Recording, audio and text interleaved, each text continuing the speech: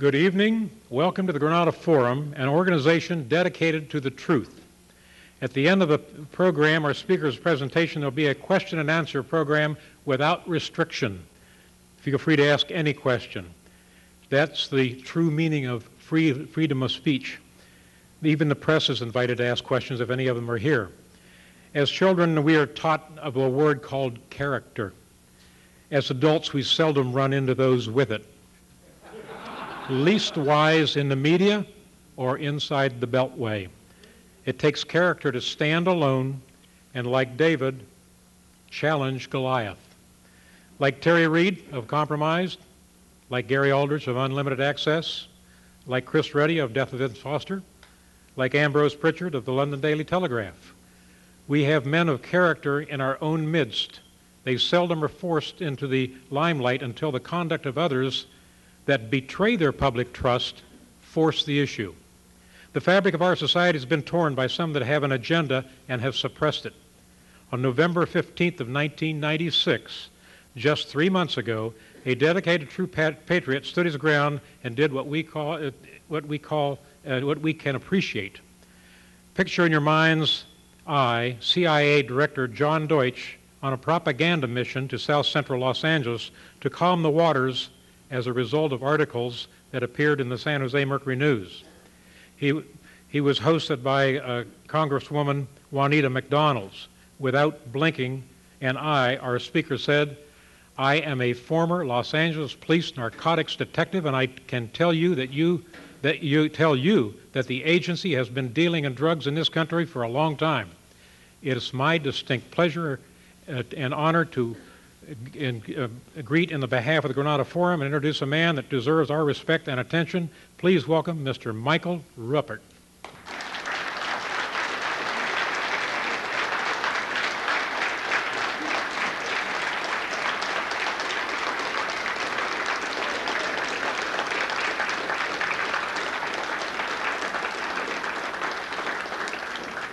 Thank you. Thank you very much.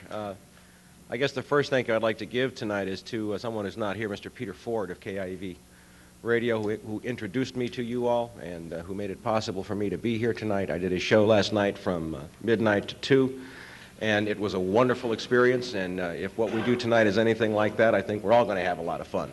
I'd also like to thank Ann, who was very kind to make arrangements for me tonight. In 19 years, this is the first chance, believe it or not, that I have had to address an assembled group of people on one issue and to teach what I know and to share my experiences. I've done it in snippets, I've done it on radio talk shows, but never with the opportunity to lay out some evidence and make a case, and I'm very grateful for that. It was a long wait. And I am here tonight in two capacities.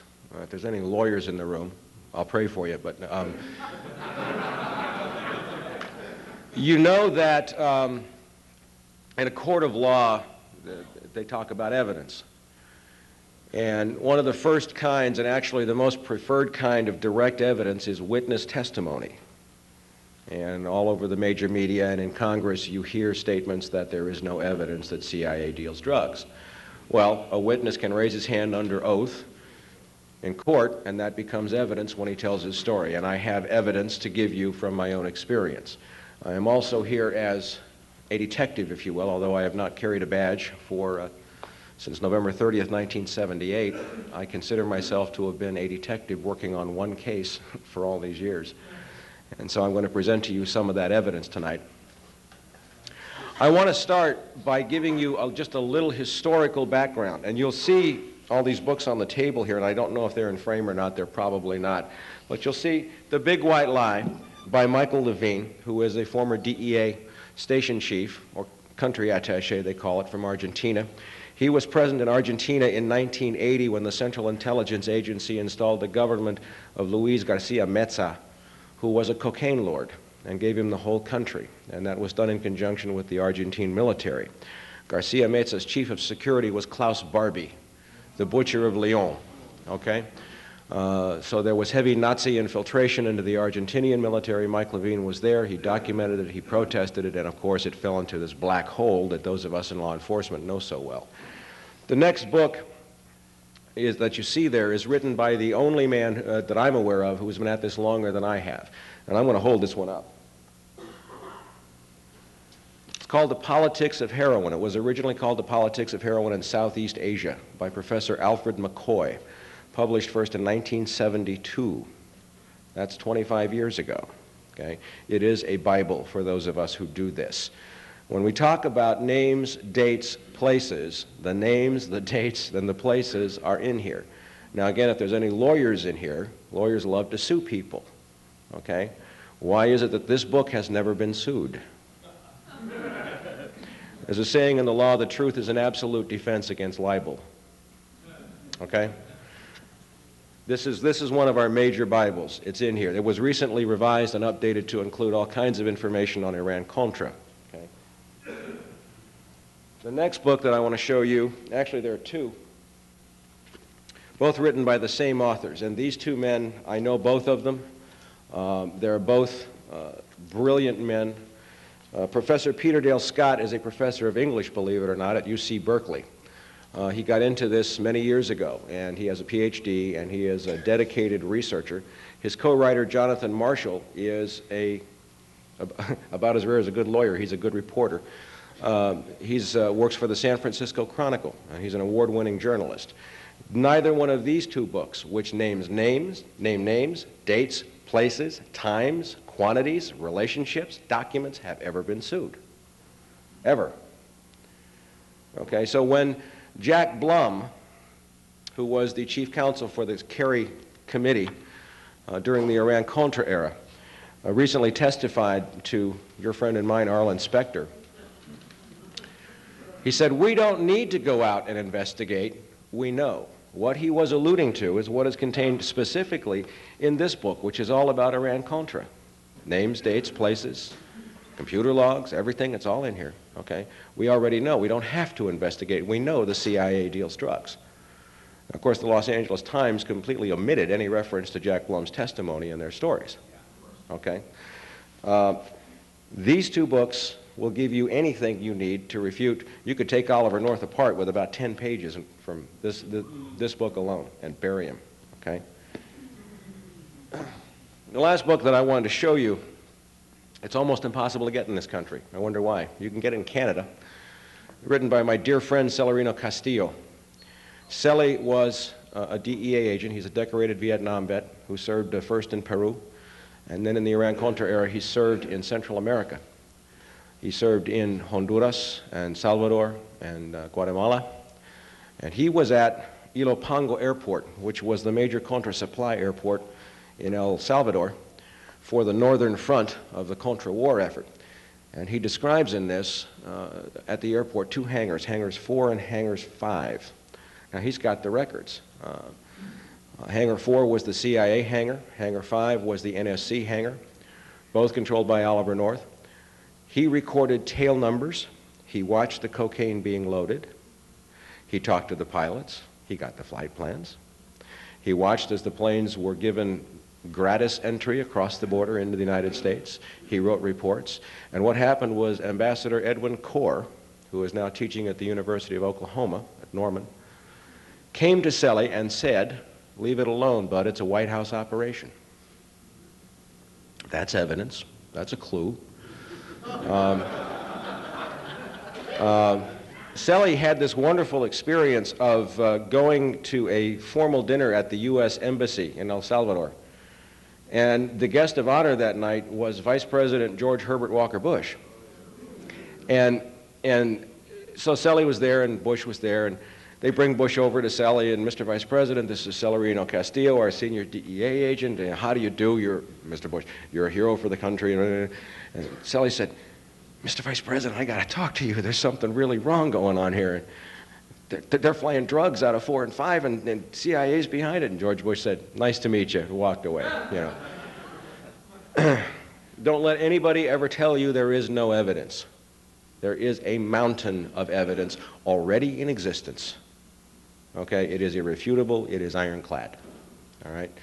Now, given that, I want to paint a little picture for you. I want to go back historically because my own experience is going to add a little dimension to this for you.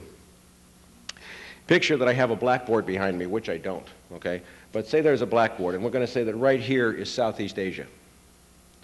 And then right here is the United States, and right here is South America, and over here is the Middle East, okay? Somebody was talking earlier about organized crime and CIA, and of course my opinion is CIA is organized crime. In the Second World War, some deals were made between the Office of Strategic Services and the Mafia in New Orleans. We were afraid of Nazi sabotage, so we took a guy named Lucky Luciano out of prison in New York. And he guaranteed that there would be no sabotage on the docks in New York. We took a guy named Vito Genovese. I like that, Vito Genovese. And we let him go back to Sicily to spy on it so that we could invade Sicily when Patton went in there. Of course, they went right back into the drug business. They went right back into their operations. The bond is very, very close. Stop there. Fast forward to 1954. 1954, Dien Bien Phu. The French were kicked out of Indochina. Now, almost everybody knows that the Golden Triangle in Indochina is where most of the world's heroin has come from for a long time. It is the largest opium-growing region in the world. There are several others. The French, in order to sustain their war, had been paying the local tribesmen, the Hmong tribesmen, and Kuomintang, the Chinese who were kicked out of China, with opium, which was a long holdover from the British opium trade from the 18th century. When the French went out, we filled that void, and we sent some people to Indochina. Their names were Aderholt, Singlaub. Does that ring a bell to anybody? There was also a guy by the name of Paul Helliwell, and there was a guy by the name of Richard Stilwell. And these are the people that we sent into Southeast Asia, CIA, to take over where the French left. Extremely well documented. And one of the first things John Singlaub did, and one of the first things Paul Helliwell did, was to take over the payment of Kuomintang and other rebels with heroin. It was just the way you did business.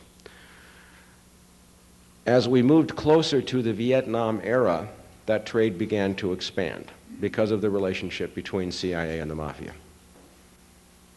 As we get to the Vietnam War, now again, picture I'm drawing on the board up here some other names. So if we fast forward to the Vietnam era, I'm going to write some other names in Southeast Asia.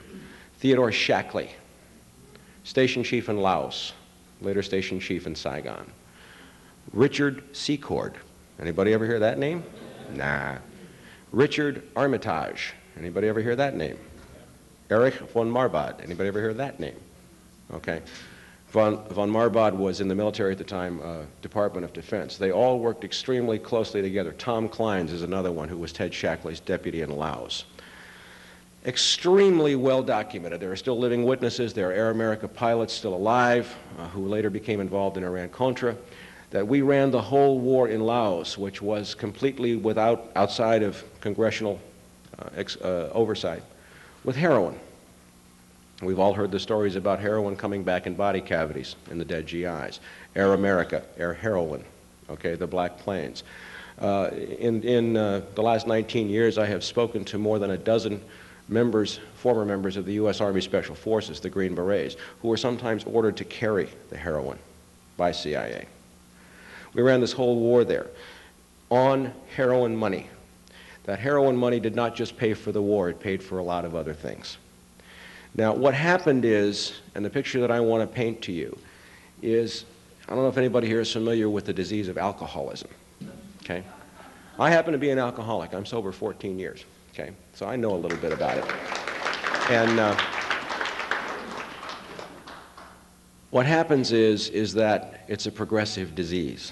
One is too many and 10,000 is not enough. Once you take a little, you have to take more. And there's no way to stop until you crash and burn, until you eventually burn yourself out. What happened in Vietnam was that by 1970, the heroin trade had spilled over and we were selling it to our own GIs. 1/3 of the GIs in Vietnam were addicted to heroin when they came back. Okay, they were smoking it or tooting it. They'd get what's called a stomach Jones. Okay.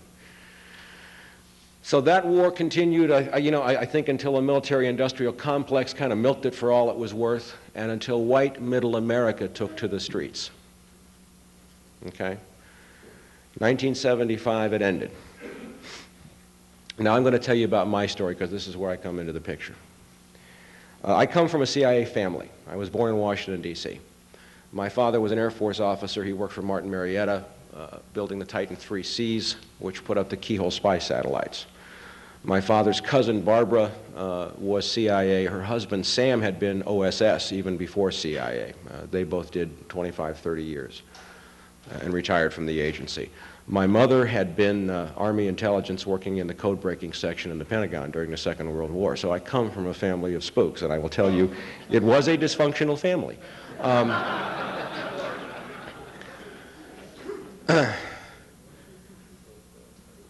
I was an honors student, I'm an honors graduate in political science from UCLA.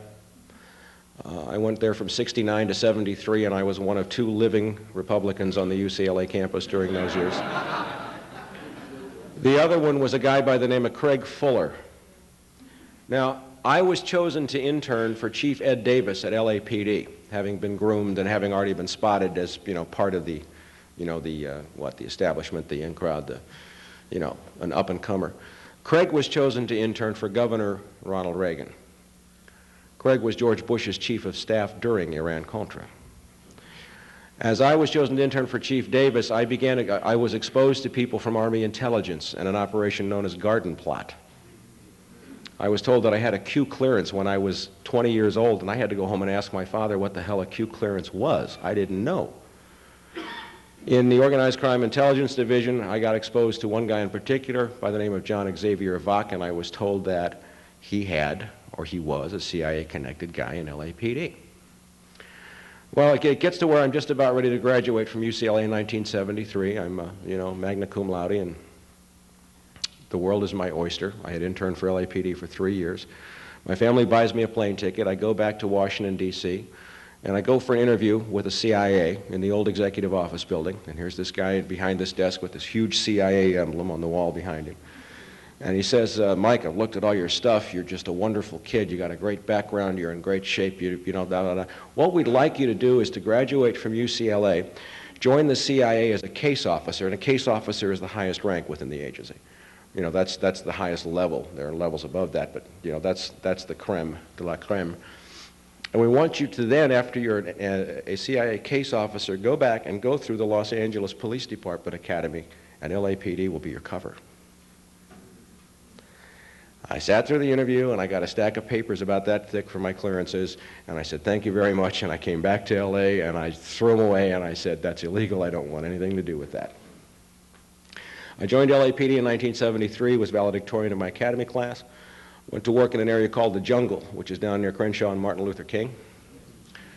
Was having a great time. I was a good cop. I loved it. I never had so much fun in my life. I mean, it was what I wanted to do, and I thrived on it. I specialized in narcotics, and then I met and fell in love with a CIA agent.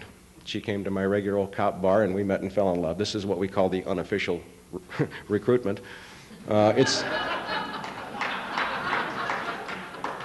It was more fun than the one in the office, I'll tell you that. And she knew people in LAPD's intelligence divisions. I didn't even know who they were. She kept mentioning this general by the name of Lee Goforth, and I'm going, well, who the heck is he? Oh, he's a general, and he deals with terrorists. And I'm going, wow, well, sounds great. Then she'd mention organized crime figures, Carlos Marcello of New Orleans, Hank Friedman, Dan Horowitz, and other names like that. And then she'd tell me things out of my confidential personnel package at LAPD. There are 2 packages, one in your division and a master one at Parker Center. And then after a while, when we got engaged, she said, I work for the government. My people are very interested in having you go to work for me, or for us.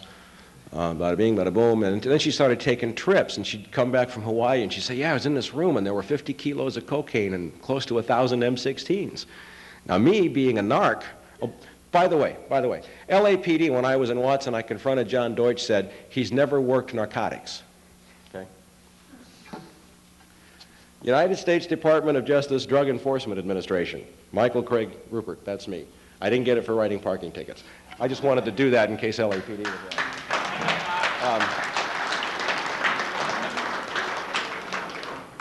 I said, look, if I'm ever in a room with 50 kilos of cocaine, somebody's going to jail. I mean, What's wrong with you people? I mean, here I had been on loan to Wilshire Narcotics a few times writing search warrants, happy to get an ounce, and she's talking about 50 keys, and I'm wow. And no, we never touch the drugs. What? No, we don't touch the drugs. We kind of follow the guns. Okay, I'm not going to get involved in anything that overlooks drugs. Well, she related the same stories as having occurred in Baja California, in Del Rio, Texas, in the Bahamas, in New Orleans. And I kept saying, it was long before Mina. This was in 1976. We hadn't even got to Mina yet. And I kept saying, I'm not going to, and I thought it was some kind of test. I thought they were testing my integrity. I'm not going to do anything that overlooks drugs. Forget it. I'm a cop. Anyway, after a while, it became clear that I was not going to roll over, and she disappeared very suddenly. Right after she disappeared, a bunch of Italian thugs walked into my mother's real estate office. And then I found myself on loan to Organized Crime Intelligence Division, and who do I wind up working with but a guy named Lee Goforth, who was a senior detective, Detective 3 in Organized Crime Intelligence, and a brigadier general in the California National Guard. He was also LAPD's representative to LEIU, Law Enforcement Intelligence Unit, which is very heavily influenced by the alphabet soup. His younger partner, Norm Bonneau, and who's in OCID but John Xavier Bach. So now I'm having all kinds of weird things happen. Hang-up phone calls, burglaries, I'm getting followed. I have to spy on my mother, gather intelligence. This is a little stressful. In 1977, I got burglarized. Now, she left saying that someone was trying to kill her, and that was the cover. Somebody stole one of my guns. Somebody stole a photograph of her. And somebody got an address that I had just gotten on her in New Orleans. So my captain, who was to this day one of the finest men I've ever known, a guy by the name of Jesse Brewer, who was the black police commissioner here in Los Angeles during the time of the riots, a wonderful human being, went to bat for me. He says, look, OCID is lying. What do you want? Take a vacation. I went to New Orleans, and that was the biggest mistake of my life. I got to New Orleans, and she's got an apartment with a scrambler phone, and I didn't know what it was. It's just like this 8-pound telephone, that looks like a normal phone, but it has a little thing that you plug into a wall socket. When you plug that in, and then, I had to describe it years later to an Air Force officer. He says, that's a KY3. At the time, it required a TS clearance, a TS or crypto clearance. She had this black night vision device that she carried around in a paper bag. Naval and Air Force NCOs from Belle Chase Naval Air Stations were bringing her communiques. And it was funny because they'd be in civilian clothes, but they'd have the military shoes on, and their military ID card sticking up out of their shirt pocket. I mean, great disguise. And they'd bring these sealed communiques, and then there was this guy named Freddie, who had been a veteran of the 3rd Battalion, 5th Special Forces, who she went out with at night. And I got to meet a whole bunch of people who worked for a company named Brown and Root, a major CIA contractor. They built Camaron Bay. They are one of the major homes of sheep-dipped employees. For those of you who don't know what sheep dipping is, it's when CIA takes a guy out of the agency spy school and puts them in IBM or some company as their cover to go travel around the world. So all these people are shipping out for Iran. Oh, by the way, I didn't mention that Teddy grew up with the niece of the Shah of Iran. And she used to get letters all the time from Iran. And Teddy was American. And one time the Shah's nephew, Shahryar, came and picked her up, took her out to dinner. So anyway, I'm watching her make arrangements for all kinds of guns to leave. And then later I'm hearing her make arrangements for certain packages to be dropped off on oil rigs in the Gulf. And they would be stashed on the oil rigs down on the pilings. And bubbleheads, as they call them, deep sea divers, hard hats, would go down and pull up the packages of heroin at the same time that a service boat coming out to bring food would arrive at the oil rig, not subject to customs search. And the divers would just toss the heroin on, then Carlos Marcello controlled the whole dock operation in New Orleans. So here I saw, and CIA the name CIA was dropped 6 or 7 times while I was there. I saw scrambled communications and letterheads and all this stuff. So they were controlling an operation where guns were going out and drugs were coming in. This was in 1977. So after 8 days, I said, goodbye, I'm leaving. I don't want anything to do with you people. And for those of us who have been through this, it is a very painful loss of innocence. I can't tell you how painful it is to begin to discover that your country is really dirty. And you do it in stages. You don't let go all at once.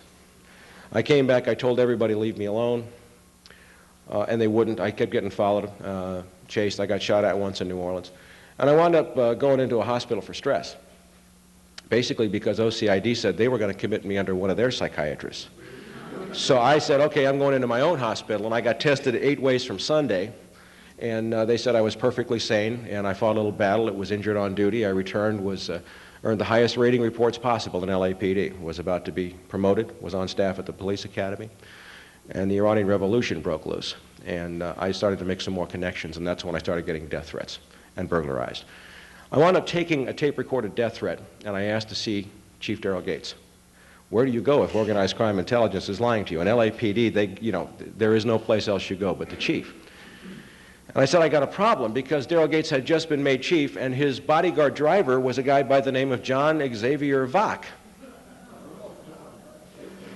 And I said, I can't see Daryl while Vach's there because he's CIA. And I got a message back from Sergeant Pickering, a friend of mine who had relayed the message. Well, the chief realizes that somebody may be trying to kill you. He's kind of busy. He can give you 5 or 10 minutes in a week or 10 days. Would you like to make an appointment? I want to show you something.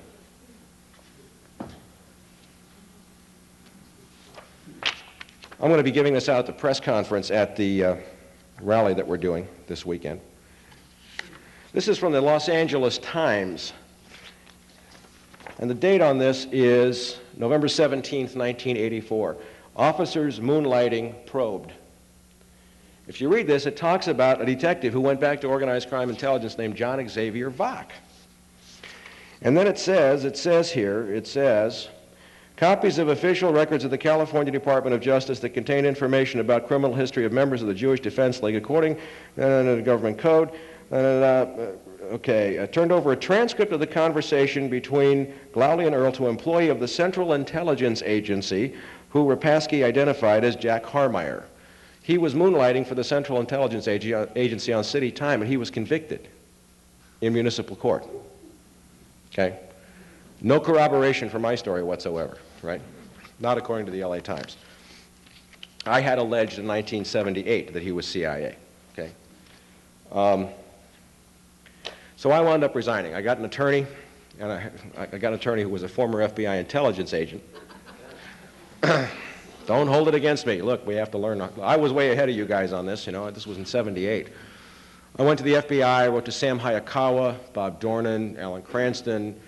Sam Hayakawa was a very gracious and wonderful gentleman. He was the only elected official who ever went to bat for me. In all of these years, he is the only one who ever did.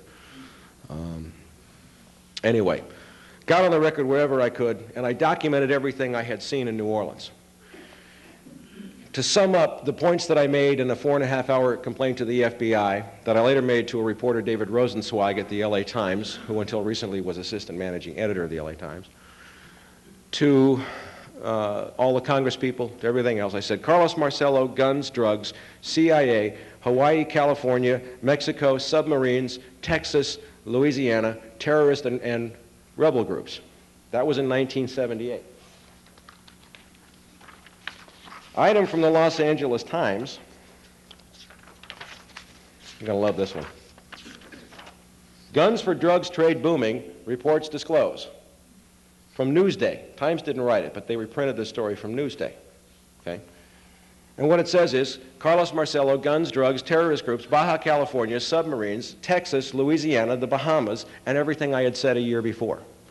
The LA Times said, there's no story here. No corroboration.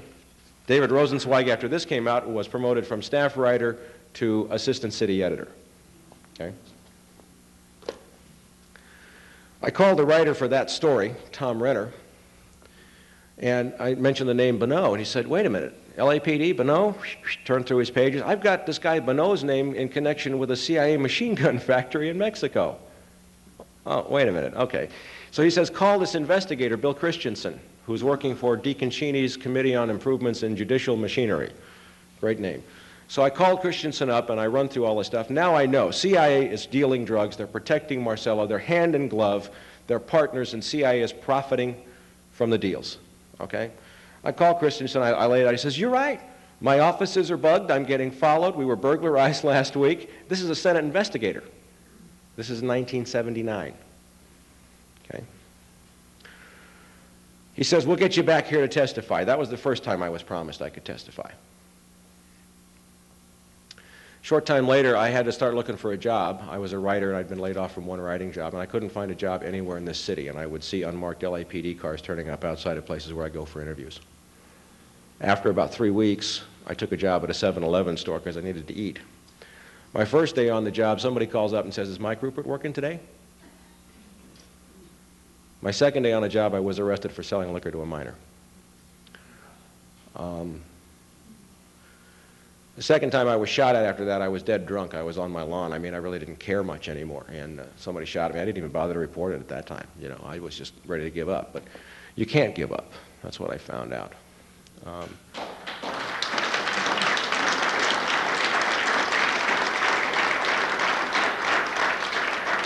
I wish I had a choice. I really do wish I had a choice. So I kept pursuing and pursuing and pursuing. And eventually, one reporter from the days when we had a paper in this town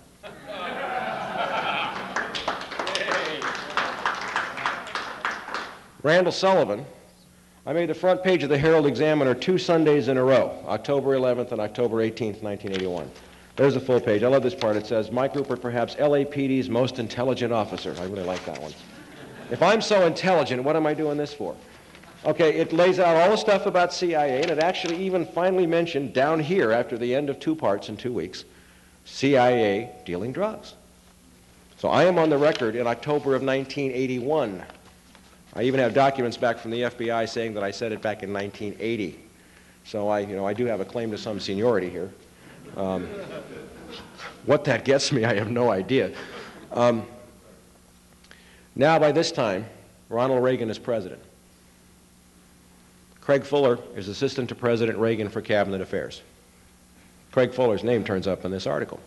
I had a letter from Craig. Anytime you're in Washington, come and see me. I'd love to see you. So I fly back with Part 2 under my arm. October 26th, 1981, I'm invited into the West Wing of the White House. And I get into Craig's office in the basement. Now, the Senate was going to say that, Senate Intelligence was going to say I was never there, because 2 original White House letters were burglarized from my home just 3 months ago. The same day that a senior investigator for Senate Select, Al Cummings, called me and asked me if I had original letters on White House stationery. He's been very helpful, by the way, though. I mean, he told LAPD, he was doing an active investigation, yeah, we were trying to get these letters, and everything Mike says is true, and we had trouble faxing them and all kinds of shit. Excuse me, I said a bad word. So anyway, I get into Craig's office, and just for the record, Craig's office, if you're looking at the West Wing, you go in through the portico, you take a hard right past the receptionist, and on the far side of the reception area, there is a very steep and narrow staircase because it's built over so many years. You go down to the bottom of the staircase, you take a hard right and come back, and he had the corner office facing Pennsylvania Avenue and 17th. Tell me I wasn't there. Okay. I sat in his office and we talked for a while, and then I said, Craig, you look, CIA's really heavily infiltrated LAPD, and CIA is complicit in bringing drugs into this country, and it's wrong. Now, I'll tell you exactly what Craig said. He did not move, he did not breathe, he did not anything until I changed the subject. Okay? Not, oh my God, I'm a public servant, and what you're alleging is a great outrage to the American people. It's an offense to the Constitution and any sense of decency possessed by any human being anywhere in the world. Not, my God, this is terrible, somebody needs to look into this is awful. He just sat stone silent. And then George Bush made him his chief of staff in the second Reagan term. Now, I remember walking out of the White House and saying to myself, self, where do I go now? So I came back to Los Angeles, and it was one of several times I tried to put all this behind me, and of course events just kept catching up again, because in 1981, Oliver North was just getting started. Now, in January of '82, I went to UCLA, which was my school, and I sought out the ranking expert on Middle East affairs in the political science department, a guy named Paul Jabber. You're going to love this story. So I go to Paul Jabber's office. Now, by now I've pieced some stuff together about why the guns are going and where they're going.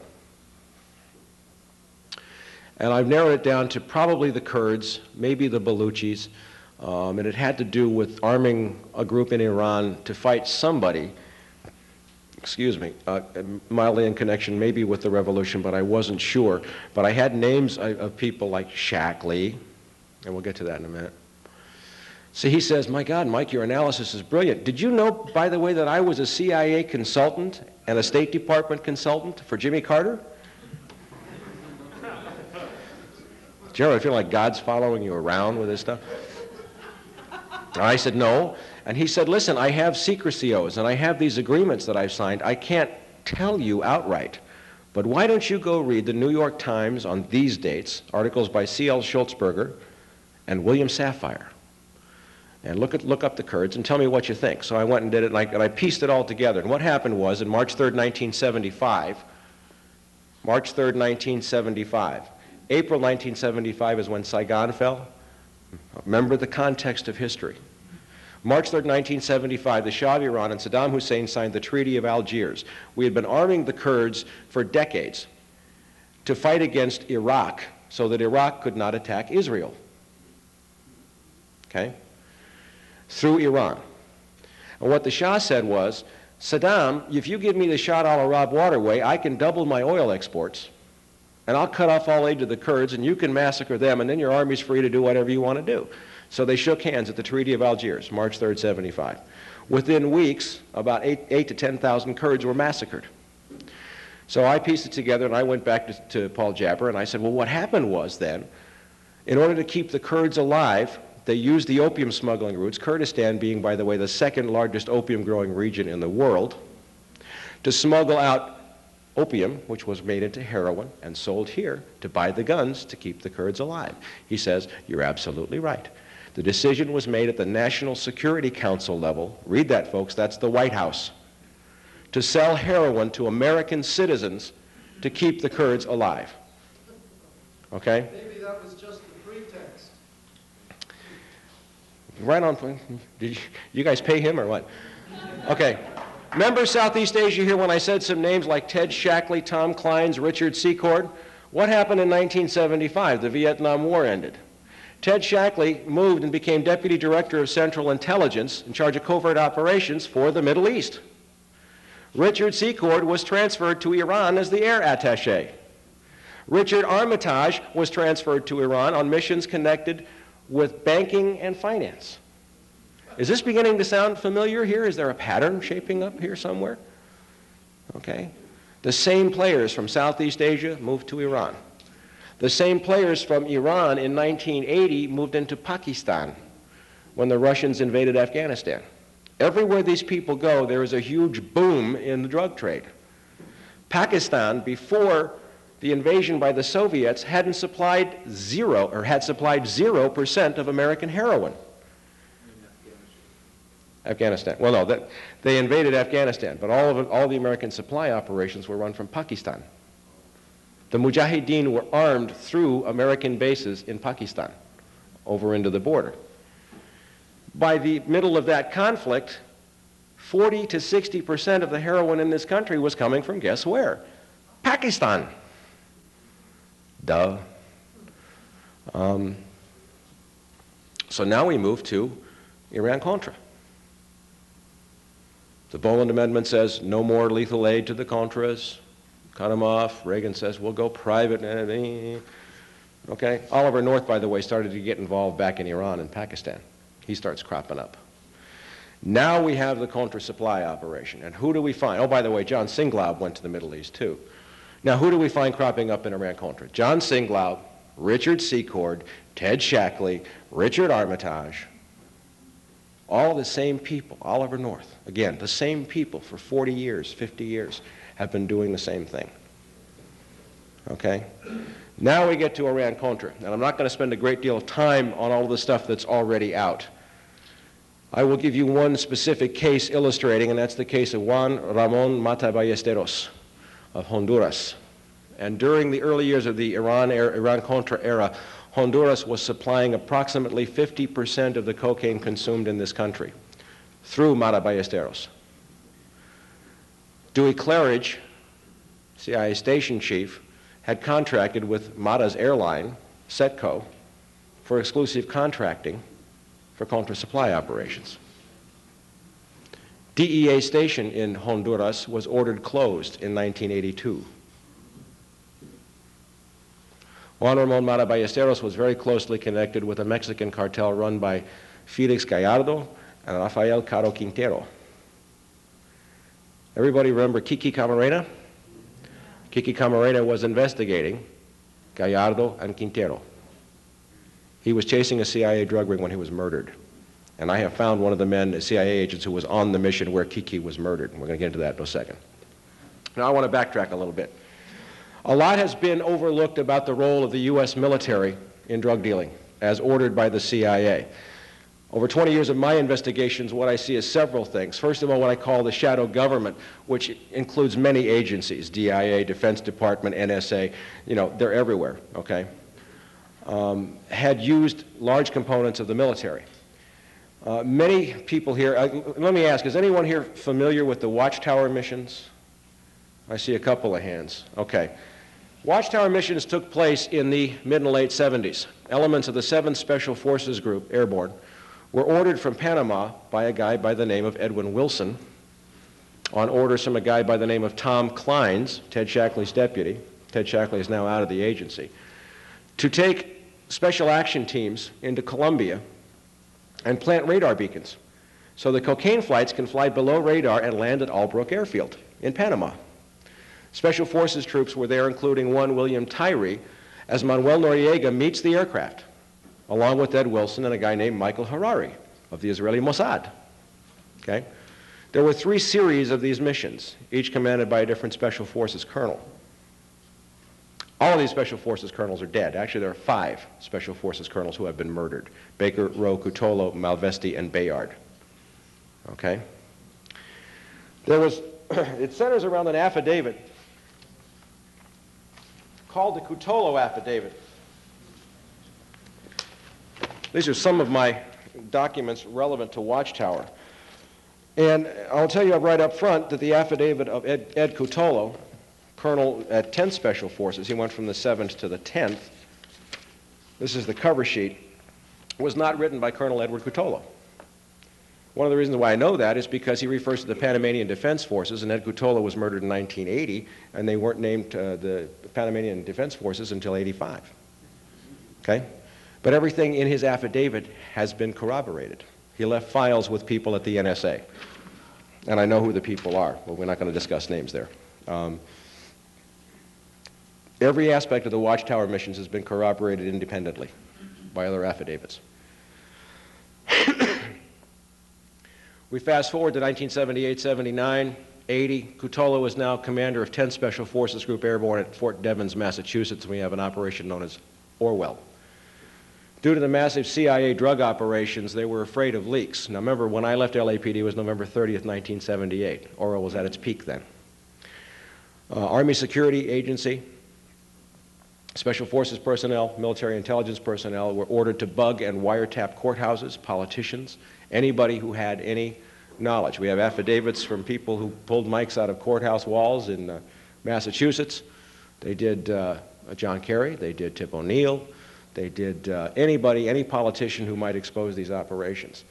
Now we have a Sergeant Bill Tyree who's on these missions, who had been on the missions in Central America, who had been ordered to do these surveillances, and he wanted out. He got sick to his stomach. He had enough. This was not American to him. His wife had been keeping diaries. They murdered his wife, and they framed him for it. We have affidavits from people saying he wasn't even at the murder scene. We have a letter from the district attorney who prosecuted the case, who was gay, who was being blackmailed by Special Forces, saying, please destroy the videotape showing the murderer other than Tyree coming out of the bedroom window. Okay, there's so much proof that he's been in prison now 18 years. I talked to him yesterday. Okay, and as we move along with this case, we get more and more information about Watchtower. This, I will hold up for you here, this is what the Army has to say about Watchtower.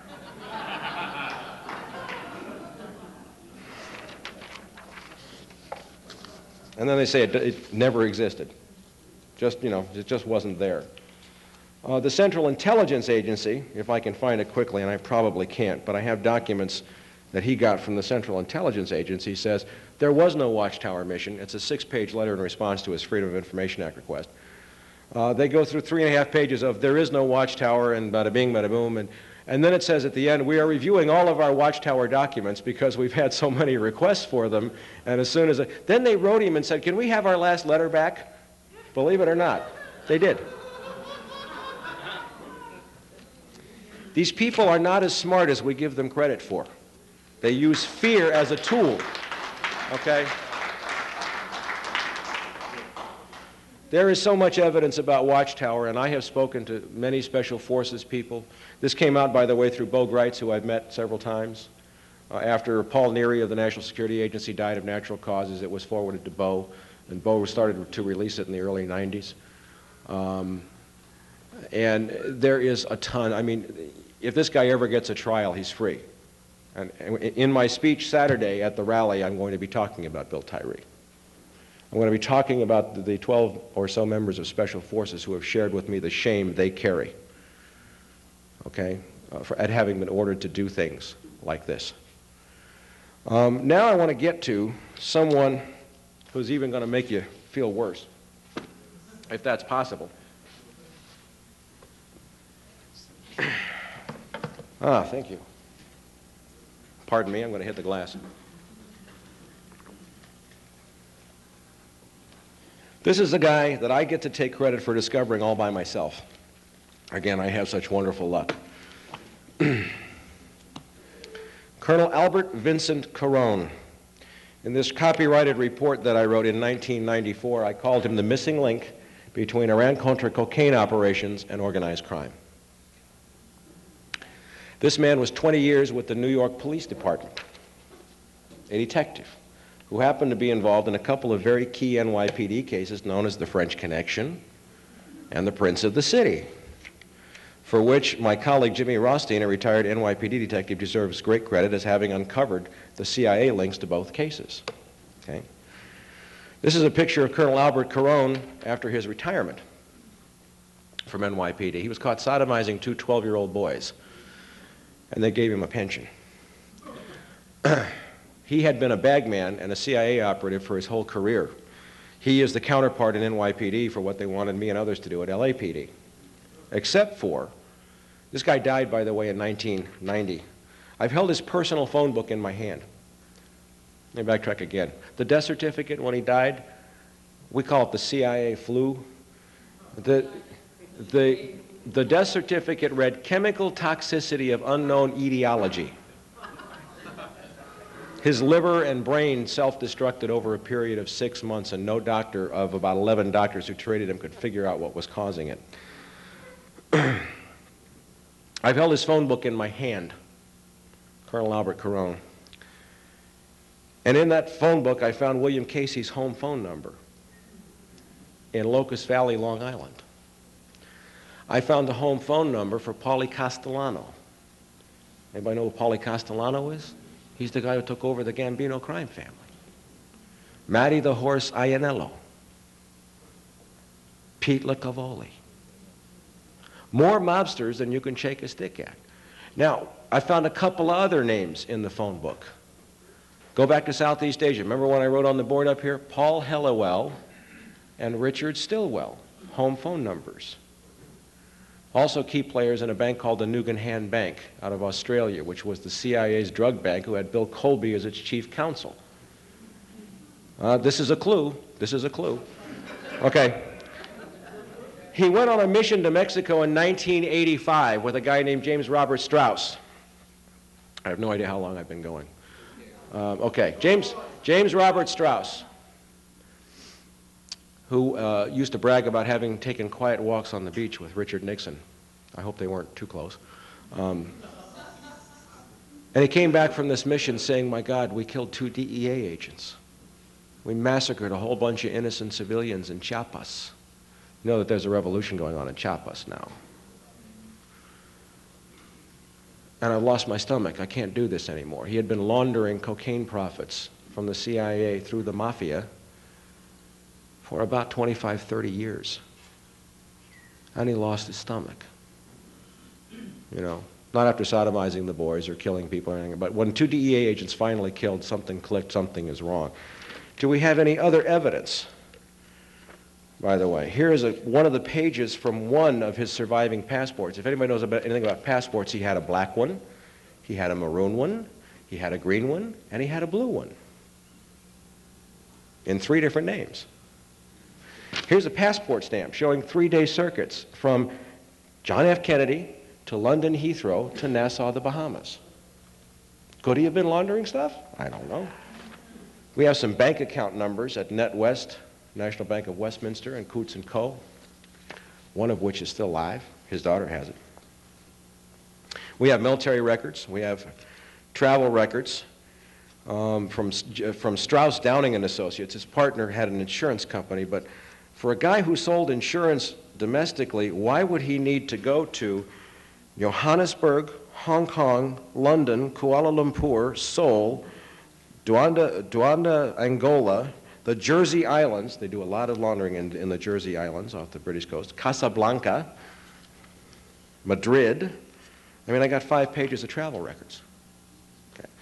When Albert Caron died of chemical toxicity of unknown etiology, several things happened. Every military record of the guy disappeared. His New York police pension disappeared. His bank accounts disappeared. His insurance policies disappeared. His driver's license record in New Mexico disappeared. Every record of this man was sanitized in the space of 3 weeks. His daughter, Dee Caron Ferdinand, who I love dearly and who was one of my closest friends, was left utterly broke and bankrupt, wiped out. She wrote to Pete Domenici's office and sent a picture of this photograph saying, "My father was a colonel." And the Army said he was a sergeant in World War II, and that's what they buried him as, a master sergeant. Pete Domenici's office called her back and said he rented the uniform. Okay. All right. Well, then we'll just have to assume that 12 years earlier he rented a uniform as a major with exactly the same decorations.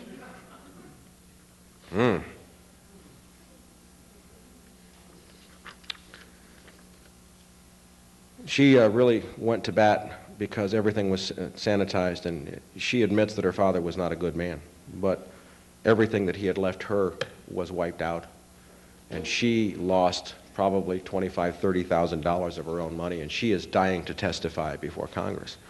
I went out and met with her in '94, and '93 actually, and gathered all this information, wrote my report, talked to the doctors.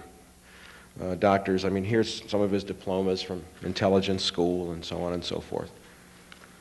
And he was flying he was involved with people flying drugs in and out of Mid-Valley Airport, and Mid-Valley is a counterpart to MENA. The only reason why MENA is so popular now is 2 reasons: because of the size and quantity of drugs and because it was Bill Clinton's state. But there are many MENAs in this country. Don't confuse yourself here, folks. Many MENAs, everywhere, okay? So after doing all this investigation, photographing everything that I could, I said to her, well, from my research and all these years of study, there's only one guy in the world I can think of that you need to talk to who can help you do anything about your father's case. His name is Ted Shackley. By the way, did you know that Ted Shackley, when Oliver North ran for Senate, was leasing Oliver North office space for like $5 a month? No connection, no connection. So she finds a guy named Robert Mayhew, who's living in New Mexico. Mayhew puts her in touch with Shackley. Now her father's buried and the headstone reads Staff Sergeant. After 3 years of trying to get that changed to Colonel, she calls Ted Shackley. 6 weeks later, the headstone says Full Colonel. We have before and after photographs. We have a copy of the order, which she's an Italian from Brooklyn. She stole it. What can I tell you? You know, we have a copy of the order directing the change, okay? No connection whatsoever. This case, if we pull this one, we'll really pull it apart. But how many cases like that are there? There's dozens.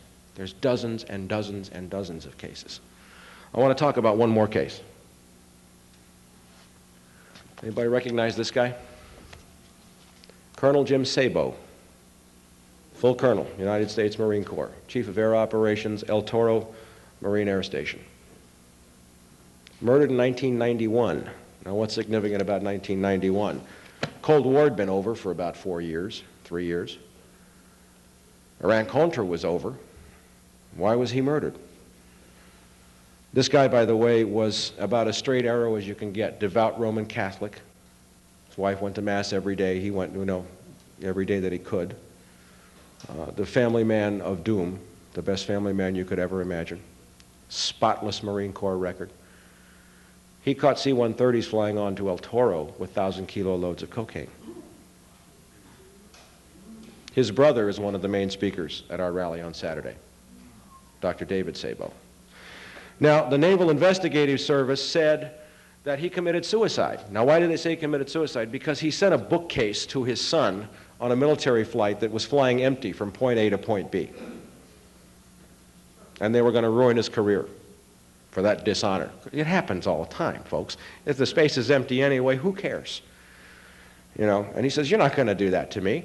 He was going to blow the whistle. According to the Naval Investigative Service and the Marine Corps, Colonel Jim Sabo went out into his backyard with a 12-gauge shotgun, shoved it so hard into his mouth that he sheared off the uvula at the back of his throat. Now, if you're going to commit suicide, why do you put yourself through all that stuff just to commit suicide? The funny thing about the Sabo murder case is that he aspirated blood for 10 minutes after they said he blew his brains out. Now think about that for a minute, folks. If you're dead, you're not breathing. How can you aspirate blood after you've killed yourself? It's impossible. They also found a deep skull fracture on the back of the skull right back here with a hematoma. You don't hematoma, it doesn't sound like it sounds like a dance. You don't get hematomas if you're dead. That's a result of the body trying to heal itself and fluid rushing to the wound. Somebody knocked him out, boom, let him lie on the ground for 10 minutes with a skull fracture, inhaling blood before they shoved a shotgun so hard down his throat it sheared off his uvula. Okay? This report contains the reports of 8 different forensic pathologists who have all said this man did not commit suicide, he was murdered. The brother, Dr. David Sabo, is a medical doctor who lives in South Dakota. He's been fighting this case nonstop since Jim was murdered. And he's winning some cases. His attorney now is Daniel Sheehan, who people have many mixed opinions about, who was the head of the Christic Institute back in the 80s, but Danny's done a good job with this case.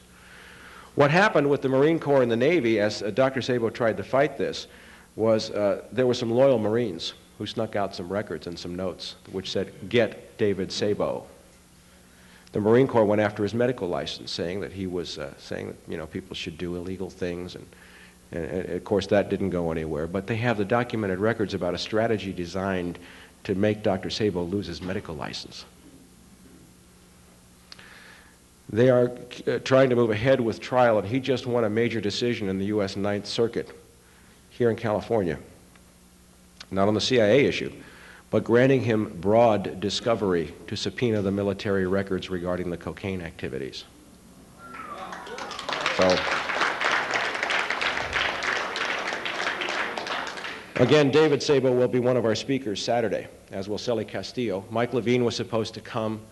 He wound up with 102 temperature yesterday after testifying for about 2 weeks in San Diego in a case where 2 agents murdered a sailor down there.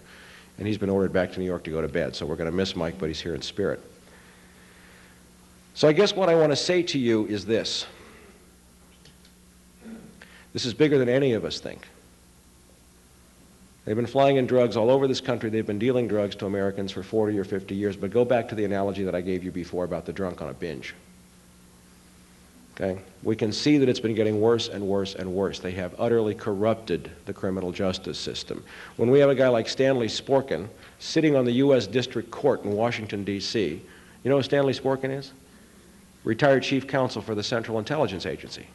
He sits on the bench on the U.S. District Court in Washington. His email messages read to Stanley from Ali during the Iran-Contra era. You want to talk about a choke point to control key cases? I have spoken to people who used to work for a company called E-Systems in Texas.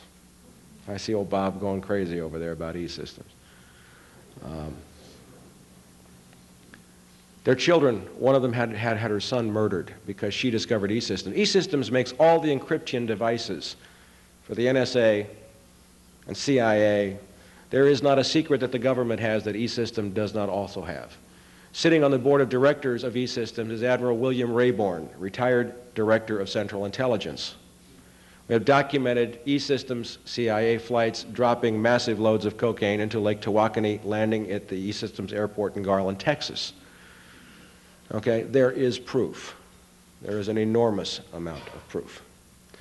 What do we do? Okay, what do we do? All right, 20 years. I'm going to share with you my experience, strength, and hope, having looked at this for 20 years, being a graduate of political science from UCLA, having knocked on every door. There isn't a thing you can think of that I haven't tried. Okay, I'm going to tell you what we do. And I'll tell you that there were times for me in the 20 years that I've had incredible depressions, incredible heartache, incredible disillusionment, utter hopelessness, knowing and believing that I was going to die and never see a day of justice. And I'll tell you, I think I'm beginning to understand how a slave felt, knowing that he was going to die, and that neither he nor his children would ever have any hope of seeing freedom. And there were times when I thought, and I used to manage the largest gun store in the state, B&B. And I got so much good information out of B&B because we sold to all these feds, and they'd come in, I'd say, yeah, come on back and shoot this MP5, and the guy would just start blabbering all kinds of stuff to me. It was wonderful. There were times when I wanted, like others, and I will not criticize them, to go to the hills. You know, I have no family. I've never had children. I was told that if I ever had children, they'd kill them. Then I thought about going to the hills and giving up and waiting just for a chance to go out fighting. But I will tell you what I have learned in 20 years, that it takes more courage to stand up and talk than it does to fight.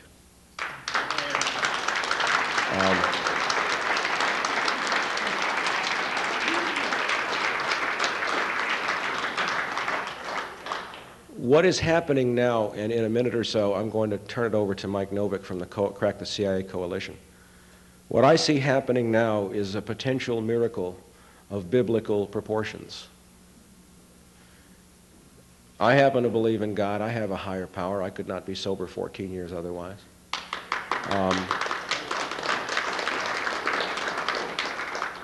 I do not believe that my God has ordained for me suffering. I don't believe that he has ordained an Armageddon. I don't believe that he has asked me to do anything but to do the right thing in faith one day at a time. What's going to happen Saturday is that, in one sense, the lion is going to lay down with the lamb. These people who are in the Crack the CIA Coalition, of which I have been a part now for, I guess, about a month or so, 6 weeks, whatever, are people you would not ordinarily associate with. On a daily basis, I work hand in hand with a former Black Panther. Okay? There are people from socialist organizations, and there are people from labor parties, and there are black militants, and there are Indians and Hispanics and Democrats, you know.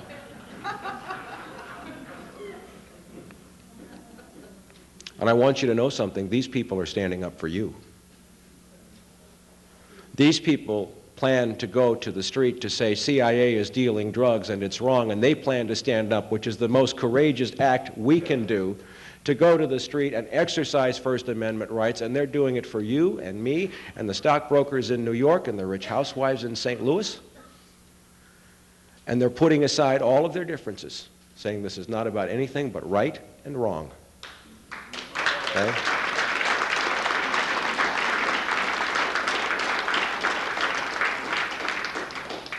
See, what the agency, what the shadow government has done for so long is to pit us against each other, black against white, against rich, against poor, against gay, against straight, against cop, against... We've been turned, you know, and we react. Last night I was on the show at KIEV, and this guy calls in and goes, well, it's the communist conspiracy, and you got Tom Hayden endorsing this, and my God, and you know, they're going to start violence, and it's the communist take. And I said, wait a minute, hold it, just a minute. You know, sure, there were communists, and they weren't good people, but how about the fact that we brought all these Gestapo and SS into our special forces and our Central Intelligence Agency? Those are Nazis. I said, why don't we just do this like I'm a cop? I don't care what political party a bad guy belongs to. I just want to make the arrest. You know?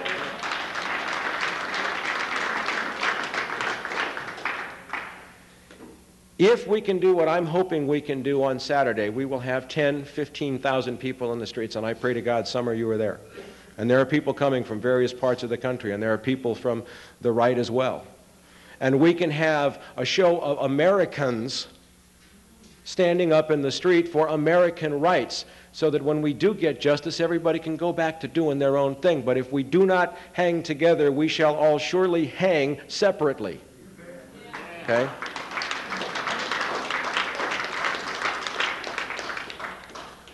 We're trying to do something which is really dangerous. And if we pull it off, we're going to scare the bad guys to death. Okay? We are going to make a statement when they look through the crowd and see who's there, and see that we can pull this off nonviolently, peacefully, with enthusiasm and cooperation. This is something that hasn't been done. It takes more courage to stand up than it does to fight. It takes more courage to talk and to say, I believe, and I am willing to say, you are wrong. Because we're afraid of the ostracism. Well, let's stand up together and see if we can't change something. I'm going to call up on Mike, and we'll let him talk for a few minutes. Then we'll take questions.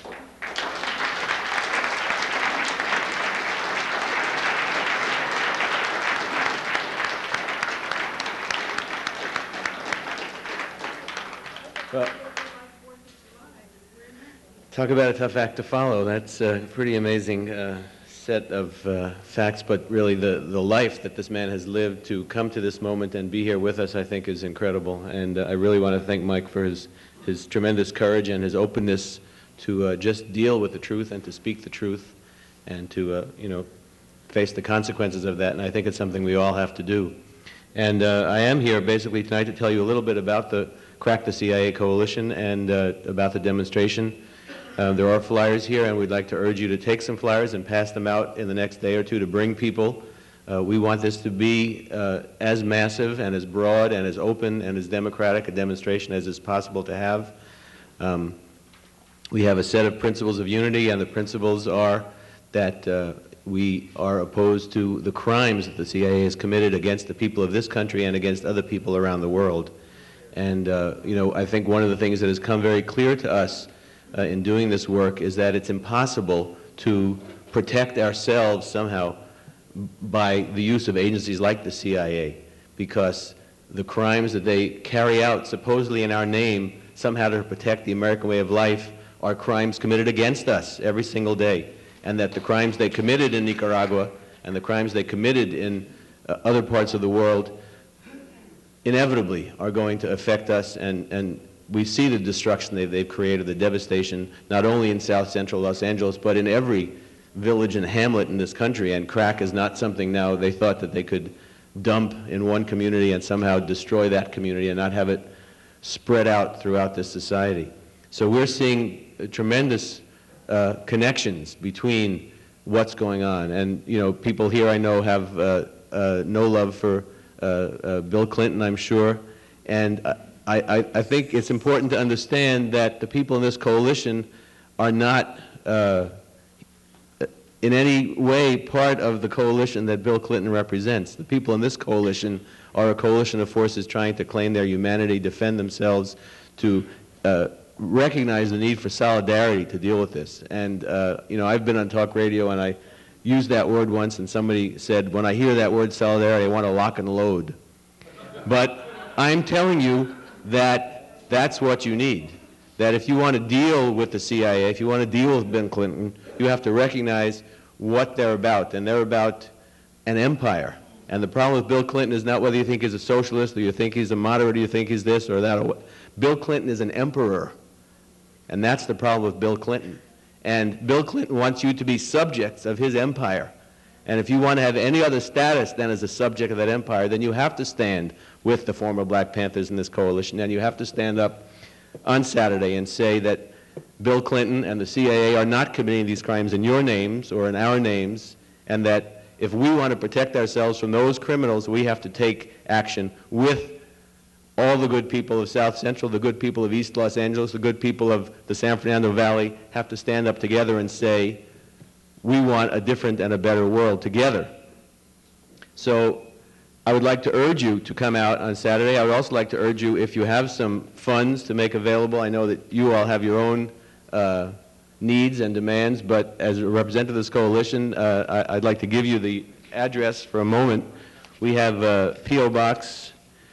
It's the Crack the CIA Coalition, and it's P.O. Box 191601, Los Angeles, California, 90019. We've been fronting out money to bring Celly Castillo to Los Angeles, to bring Dr. David Sabo from South Dakota to Los Angeles, to bring documentation, information, and to put on this demonstration. And so we want you definitely to come out and support. We want you to be a part of this process. We're not stopping tomorrow with the demonstration. The demonstration is the beginning. We are co-sponsoring on March 15th, and everyone who's here is certainly welcome to come, a teach-in on all of this material at Fairfax High School in the city of Los Angeles. That'll be beginning, I believe, at 11 o'clock on March 15th, which is a Saturday in about 3 weeks. We're going to be having Peter Dale Scott, the author of the books that Mike Ruppert mentioned, Cocaine Politics. We're going to be having Dr. Alfred McCoy, the author of this, the leading book on this, what he referred to as the Bible. And all of this effort is the effort to expose these truths and these realities to all of you and to the rest of us, to educate ourselves, to mobilize ourselves, and to support each other in this movement. And that's what it's going to take. It's going to take a movement to resist, to counter the lies, and to expose ourselves to some truths that, you know, people here are certainly, you know, understand what's disseminated in the media bears very little relation to reality. But you might want to rethink some of the things that you have absorbed from those same media, criminalizing and castigating and demonizing people on the left who might have something to share and something to offer you, demonizing people who've stood up. There's a man named Michael Zinzin, for example, who is involved with the gang troops, a former Black Panther, not closely involved in this coalition, but he is somebody who files were taken out of the LAPD to prevent him from running for the city council in Pasadena. These crimes go on and on and on, and they will not be stopped unless people stand up and say no more. So we're trying to do that on one particular day, but in a very long-term way, and we're happy to dialogue about these things, and I thank you for the time. I thank Michael for his tremendous presentation, and I think we all owe him a tremendous debt of gratitude.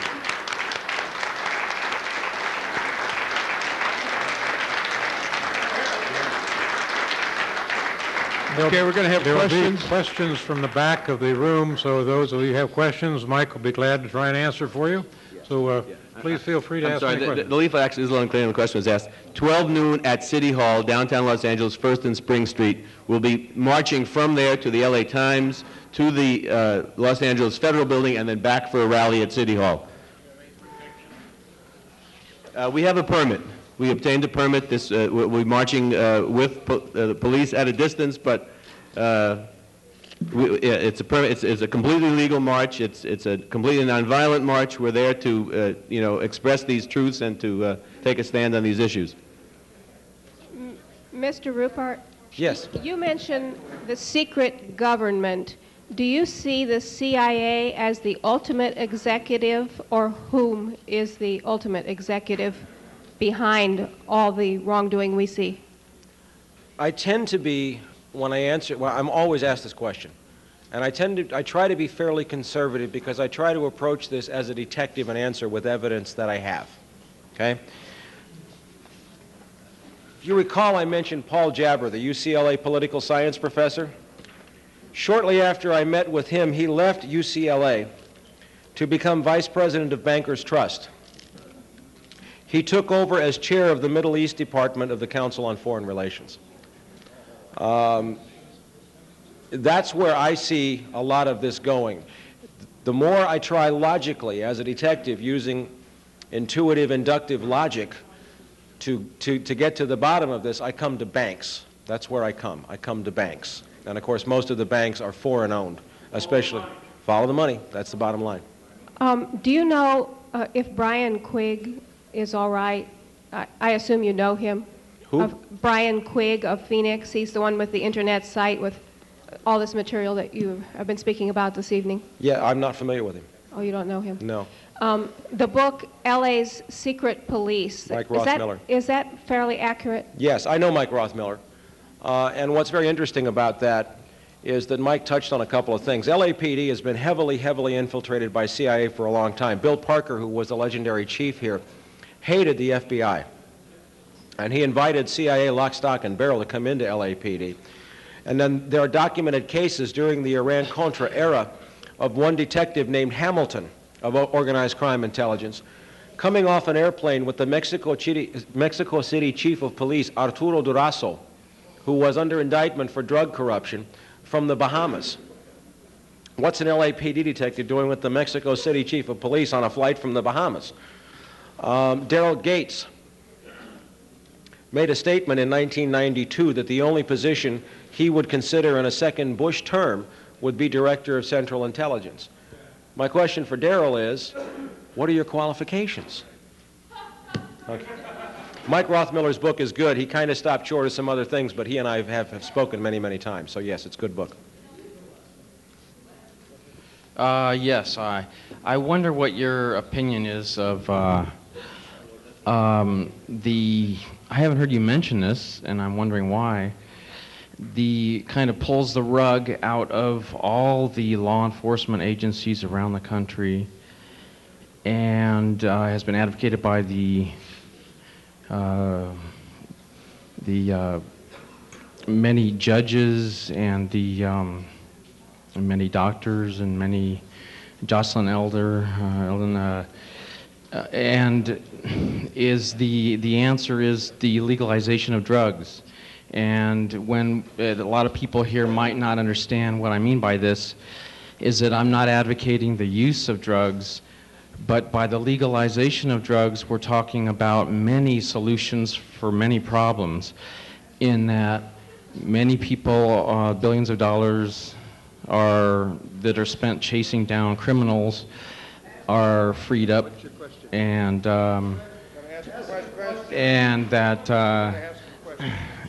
that many crimes committed by these so-called druggies aren't committed because it's legally gotten. I guess I'm wondering what your opinion. I mean, it's just the simple solution for a whole lot of problems, and I'm hoping everybody here thinks on this for a while, because it is the awesome solution for a whole lot of awesome problems.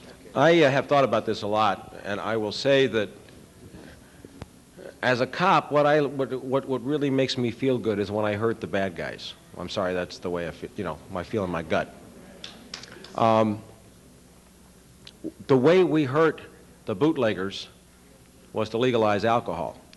I do not advocate necessarily legalizing drugs, but maybe in certain cases decriminalizing drugs might be an answer. However, we're dealing with a situation. Historically, the British in the 1800s established their whole economy on a trilateral trade, growing opium in India, selling it to the Chinese, getting silk, taking it back to Britain, and making textiles.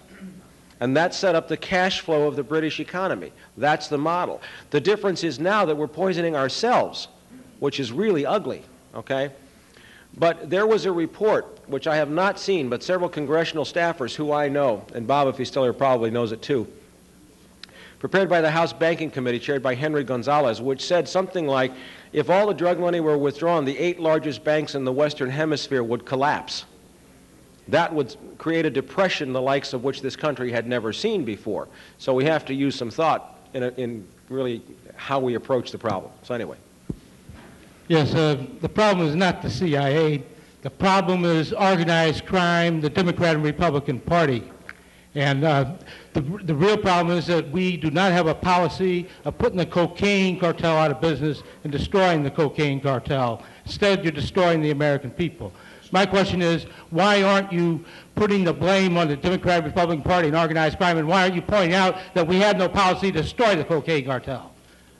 That's what you'd be using the opportunity Saturday morning for. I just was pointing out about the guy with the phone book with Paulie Castellano and all of that, so I think I was talking about organized crime. Yes. Yes, last night on Peter Ford's show, you mentioned that you had sent the material to Ross Perot and he had called you twice, but I don't know what he said. Could you elaborate a little more on that conversation? Yeah. In, again, from the Los Angeles Times,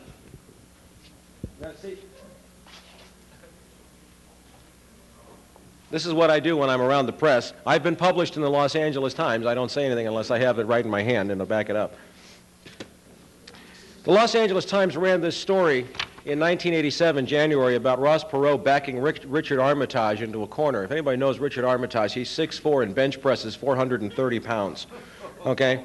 And this short little floppy-eared Texan with a big nose got him in a hallway in the Pentagon and backed him into a corner. And the issue was CIA dealing drugs, Armitage's involvement, and the POWs connected in Laos who were left behind. Oh, yeah. Okay? Ross Perot was sent to go see Vice President George Bush. And Bush said, go see the FBI, and threw him out of the White House. Ross Perot cost Bush the 1992 election. Okay? Now, I wrote to Ross Perot in 1990. And I sent him all the stuff and my stories and everything. And one day the phone rings, and it goes, Mr. Ruppert, this is Ross Perot. How are you? And I'm going, Jesus, you know. And I just came out of my chair. It was him. And he said, I want you to know that I've read every word that you have sent me, and no one has pursued this longer or harder than you have. You should give it up. He said, I must know 20 or 30 former military officers and law enforcement officers who discovered the same thing, and they all had their careers ruined, their lives ruined, their, you know, everything. They do the same thing to everybody. You'd think they'd try something different. I do a pretty good Ross Perot after all this time. And he said, but they don't because it works. And then Ross Perot said to me, Mike, even with all of my resources, I don't know why I pursue it. I can't get anywhere. The answer is not money. The answer is people in the street. The answer is people standing up together expressing their will. Okay? Now, I want to tell you a secret. I was the press spokesman for the Perot movement in '92 here in Los Angeles County. Now, I've kind of parted ways with Ross just because of the way he pulled out, and I'm not going to go into that now. But what I saw in 1992, we had our little headquarters on Ventura Boulevard in Sherman Oaks. We had a list of 15,000 names of people who wanted to volunteer, people who had never voted before in their lives, people who had never held any hope that there was any way that their voice could be heard in this country. And what Ross Perot did was to tap into that wellspring of discontent which is lying just beneath the surface in this country. And that's what we're trying to do with this rally and with this demonstration. It's there. We want to reach that critical mass so that the people who know or suspect or just feel in their gut that something's wrong will come forward. Mr. Ruppert, I hope I'm not going over something that you already covered, but I came in late tonight. I wanted to know, Daryl Gates made a statement that he was part of the CIA. Did you cover that, or do you know? And if so, what was his job, or what was he doing? In 1962, I believe it was, Daryl Gates was captain of LAPD's intelligence division. And there's a well-respected author named Bill Turner, who's a former FBI agent who's written a number of books. And he describes this incident where a guy named Dennis Maurer was out with a bunch of right-wing paramilitary guys in the desert, way north of Lancaster. And they were throwing hand grenades around and shooting machine guns and, you know, having fun. And up roars Captain Daryl Gates of LAPD's intelligence division, way out of his jurisdiction, and says, knock it off. And they said to Daryl Gates, well, it's okay, CIA told us we could be here, they gave us the stuff. And he said, screw you, I am CIA, and I'm telling you to stop. Well, there was an undercover Long Beach policeman in that group who wrote a report which made it into the files. So that was the answer to that question. Yeah. Mr. Ruppert? Yes. Yeah.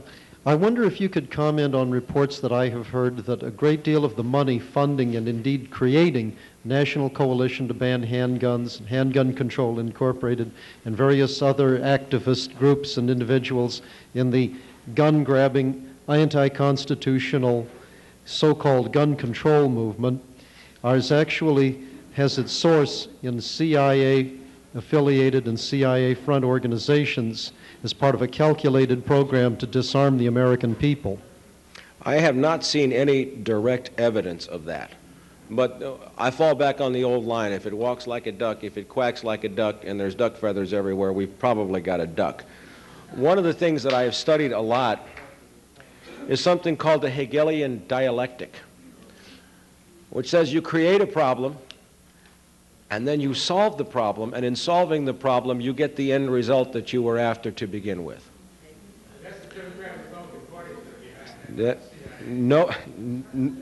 Nobody can dispute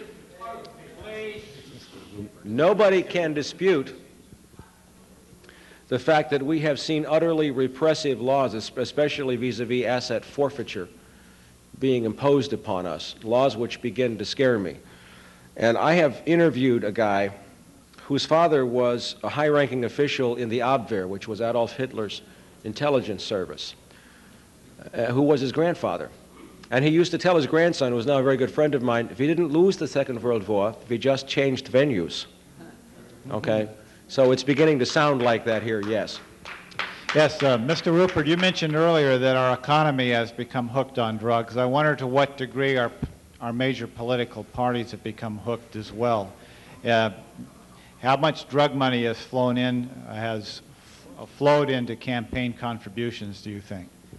Again, I don't have any direct information on that, and I really only answer stuff that I know directly, but there is so much drug money. I mean, if you look at what happened in Mina, and there are 2 retired Army CID investigators. Gene Wheaton is very public, and I know Gene well, who estimate the amount of drug money flowing through Mina at $40 million a month, and through the Arkansas Development Financial Authority, which is what made Bill Clinton a hero in the state of Arkansas. So, yeah, it's probably there. Mr. Ruppert, I want to congratulate you on your courage, sir, and I wanted to ask you if you had any assistance from former Officer Rothmiller, wrote the book L.A. Secret Intelligence Police.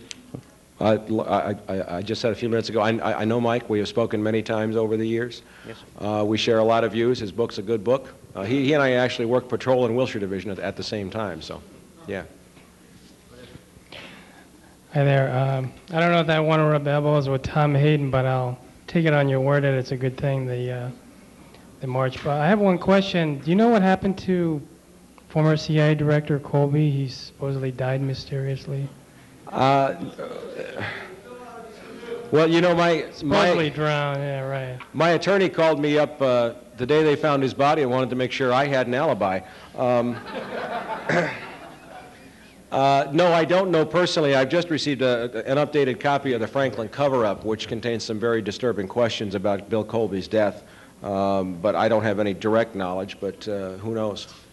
I have 2 questions. Your bravery is astounding the past 20, 25 years of your investigation.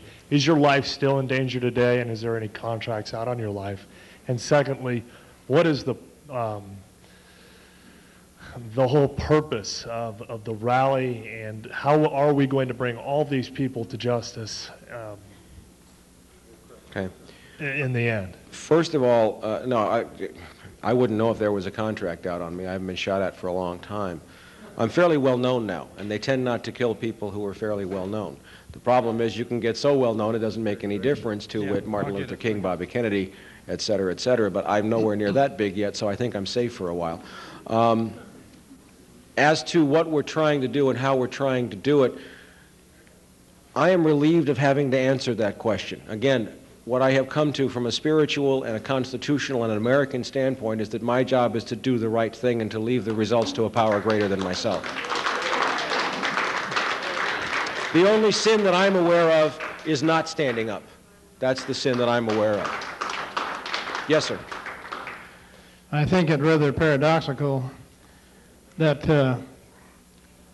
there's enough evidence against Mr. Clinton and his administration to put most of them in prison. My question is, how intrusive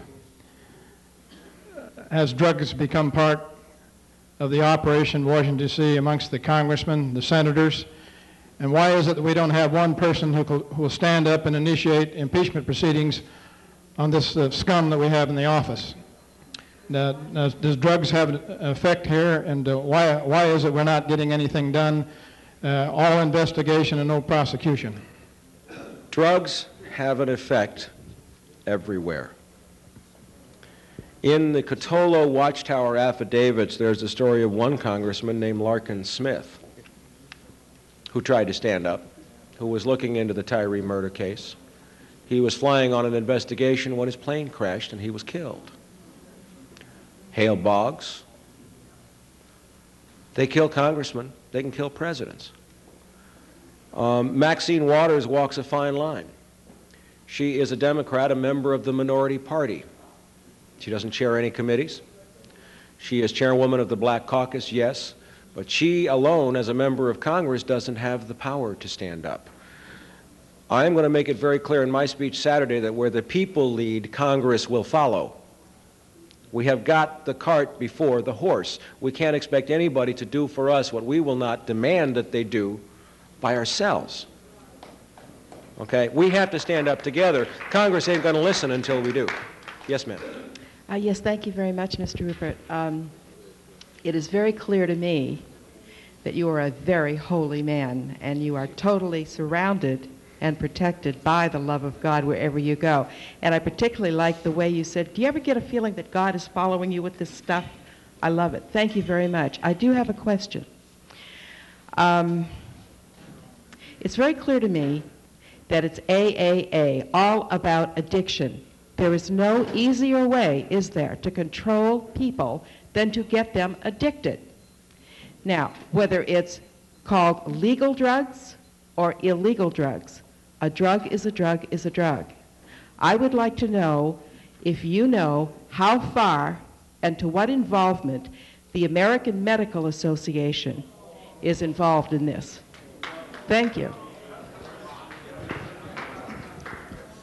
I sometimes feel like I would have to be God to answer some of these questions.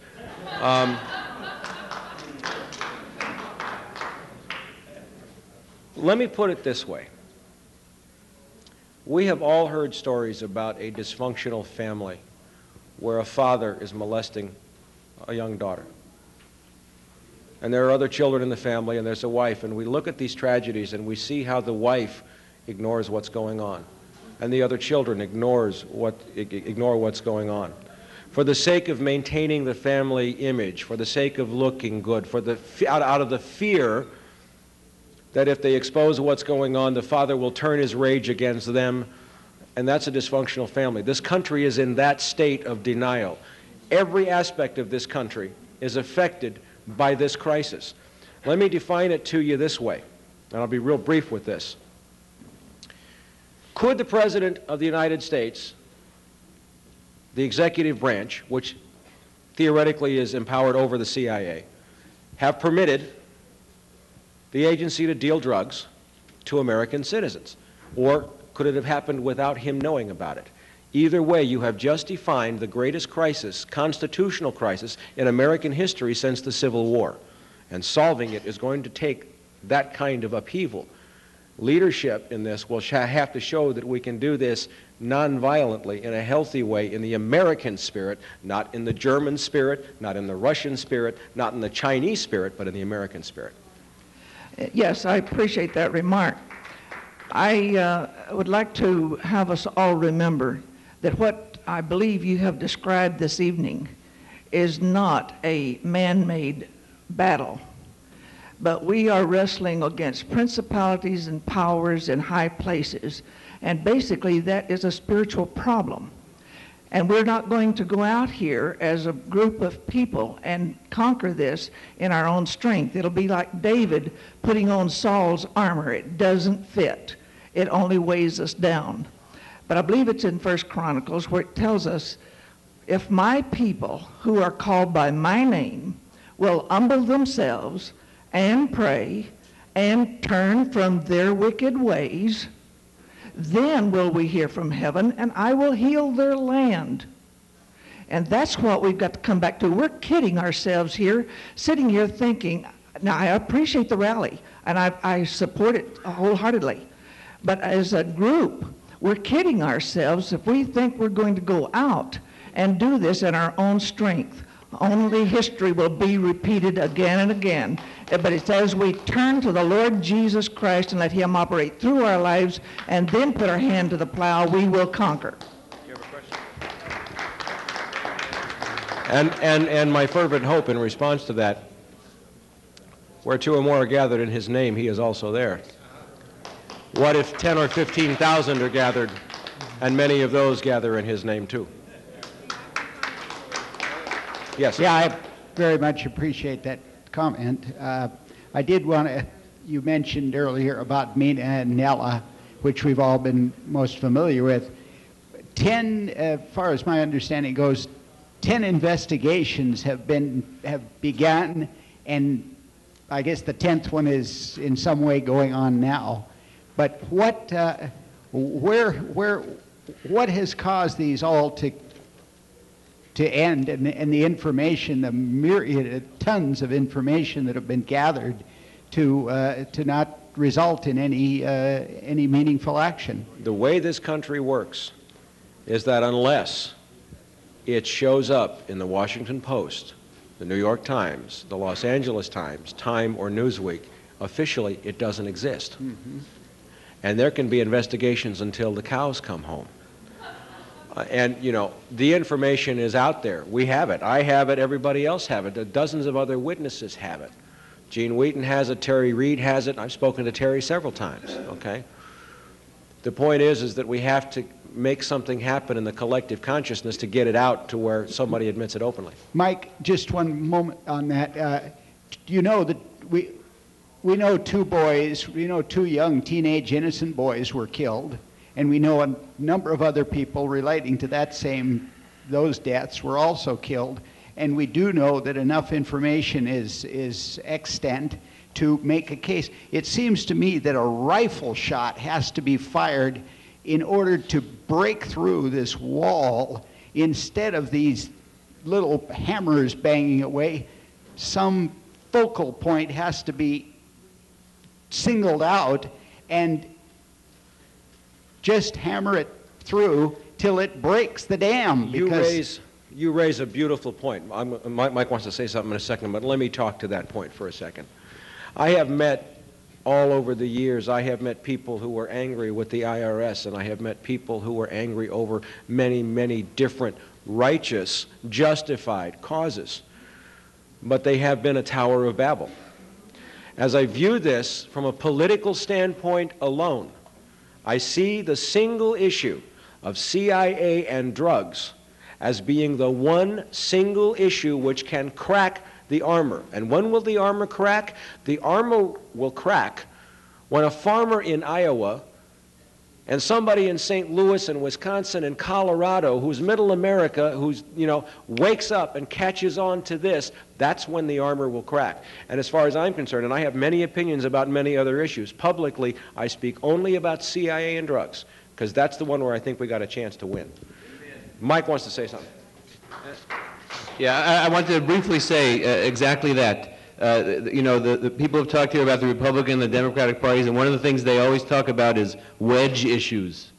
And they always want to try to drive a wedge. They want to drive a wedge between blacks and whites. They want to drive a wedge between Latinos and whites, between blacks and Latinos. They're constantly looking for issues on the theory of divide and conquer. And when they mean conquer, that's what they want to do. They're not just talking in figurative terms. And we're looking for some cement. We're looking for things that are going to wedge us together in a way. And we're looking at this as we say, crack the CIA. We want to find something that is going to affect the conscience and the consciousness of many, many people to see our commonality and our common struggle. And I wanted to respond to... We want to destroy not only the cocaine cartel, but we're saying this is much bigger than the problem of cocaine. This is a systematic. In other words, before there was cocaine, there was heroin. Before there was heroin, there was opium. Before there was opium, they were selling liquor to the Indians. Before there was, they traded slaves for tobacco. and addicted people. This is going back half a millennium and longer. I just want to say that one of the things about this coalition that I think will distinguish it is that we are not actually trying to get the government to do anything about this, because we understand that they are the problem. We are trying to affect ourselves. We're hooked into the recovery movement. It's not only, here's one person who says, I'm an addict, an alcoholic, whatever, but there are many, many people in the black community, groups called Mad Dads, many people who are saying we have to take the responsibility to transform ourselves, and by doing that we will transform this government and society. We're not expecting them to solve this problem for us. Michael, I'd like to thank you first for coming this evening, standing up, saying what you said. I respect you. I appreciate your being here this evening and what you said. I have a brief observation myself, and I'd like to get your response to it. And the observation is that Thomas Jefferson said that we need a revolution every 20 years. The last time the people of this country stood up and told the government enough is enough was 25 years ago, when we told them we'd had enough of Vietnam. And I think it's time for the people in this country to stand up and say, enough is enough, and we've had it. And if that's a revolution, and we can do it peaceably, in the streets like we did 25 years ago, but peaceably, then I'm 100% behind it, and I think it's something, an idea whose time has come, and there's nothing that's going to stop it. And I'm very glad that you're doing what you're doing, because we need it. Thank you. Your response, anybody else's response? All I can say to that is ditto.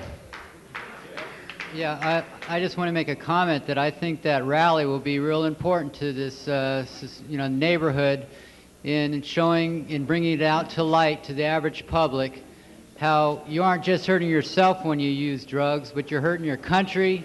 And it's okay if people want to hurt themselves, but when you realize, and then people that are out there using realize that it's actually hurting their country, and their country's behind it, and you're sponsoring something that's going to break your livelihood apart and your other people, I think it's going to be bring a lot of light to the neighborhood. So, thanks. I think you're right.